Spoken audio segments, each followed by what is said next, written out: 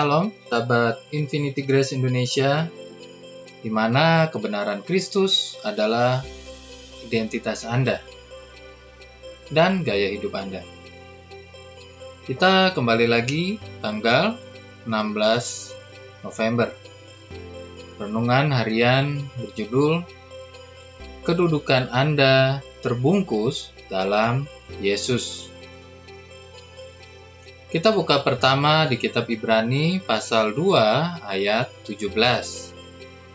Karena itu, dalam segala hal, Yesus harus menjadi sama dengan saudara-saudaranya, supaya ia menjadi imam besar yang penuh belas kasihan, dan yang setia dalam segala hal, yang berhubungan kepada Allah, demi menebus dosa seluruh bangsa. Demikianlah firman Tuhan.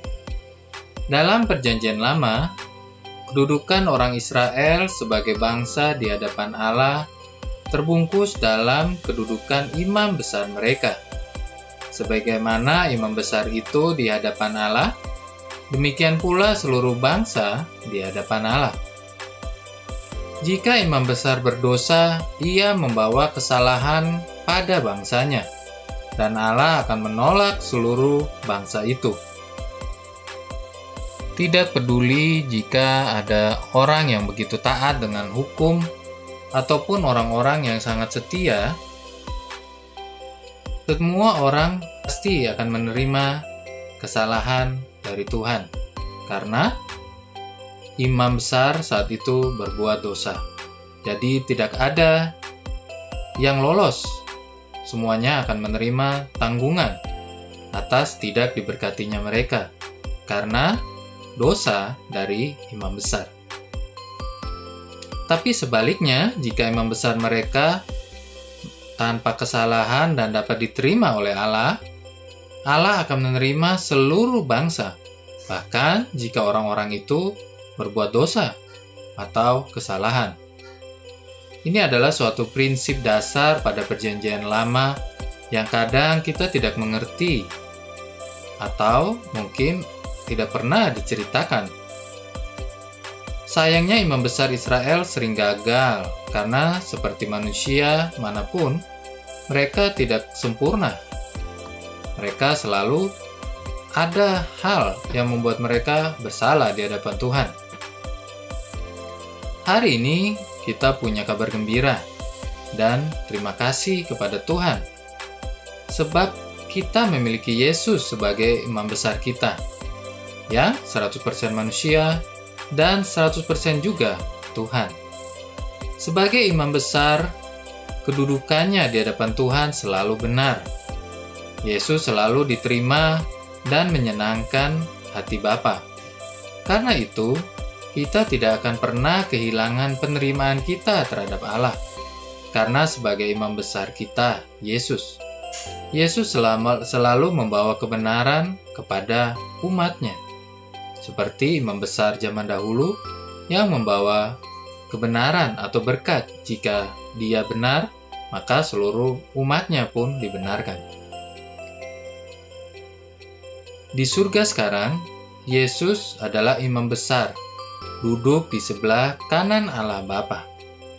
Kita buka di kitab Roma, pasal 8 ayat 34. Kristus Yesus yang telah mati, bahkan lebih lagi yang telah bangkit, yang juga duduk di sebelah kanan Allah, yang malah menjadi pembela bagi kita.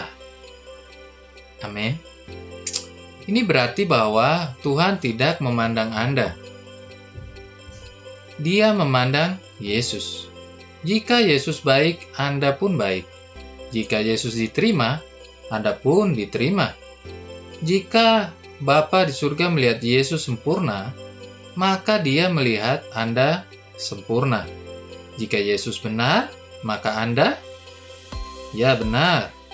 Dan kita tahu bahwa Yesus imam besar kita adalah baik, dapat diterima, sempurna, dan benar. Yang artinya itulah yang dilihat juga oleh Bapa, oleh Tuhan. Sahabat terkasih, Anda tidak dapat kehilangan posisi kebenaran Anda karena Yesus Kristus adalah imam besar bagi Anda.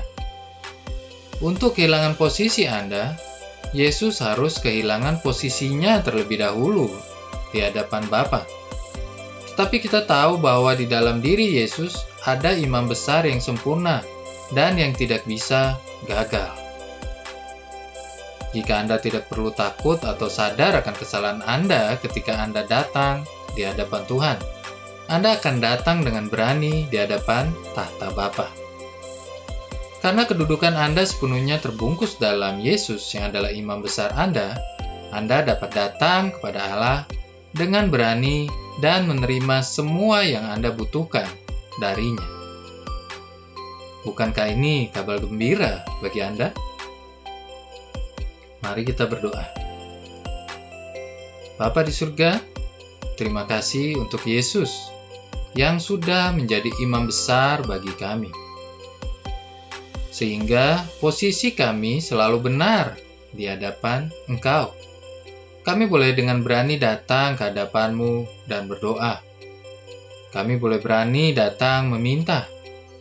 Kami boleh berani datang untuk meminta hikmat, pengampunan, berkat-Mu, tanpa ada rasa takut karena kami orang berdosa. Seperti imam besar zaman dahulu di bangsa Israel, jika imam besar itu benar di hadapan Tuhan, maka seluruh bangsa diberkati. Tapi kami tahu, Yesus adalah imam besar yang sangat-sangat sempurna. Sehingga kami tahu bahwa kami pun sempurna, berkenan, diterima oleh Engkau. Karena Yesus di dalam kami di dalam Yesus. Ajar kami Bapa untuk kami bersyukur dengan menghargai firman-Mu, menghargai karya salib Yesus. Kami tahu bagaimana saat kami merenungkan hutang dosa kami yang harus kami bayar dengan maut telah dibayar Yesus Kristus di atas kayu salib, maka kami pun tidak akan pernah mau lagi berhutang. Kami bersukacita, kami tidak akan berhutang, kami akan memandang Yesus terus dalam hidup kami sebagai Juru Selamat satu-satunya, dan bukan karena perbuatan baik kami. Terima kasih Bapa di surga untuk kasih karunia, anugerah yang Kau berikan. Kami mau hidup di dalam kasih karunia demi kasih karunia, yaitu anugerah keselamatan sempurna itu bagi hidup kami, keluarga kami, pekerjaan kami, masa depan kami, anak-anak kami.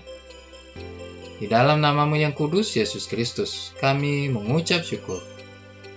Amin.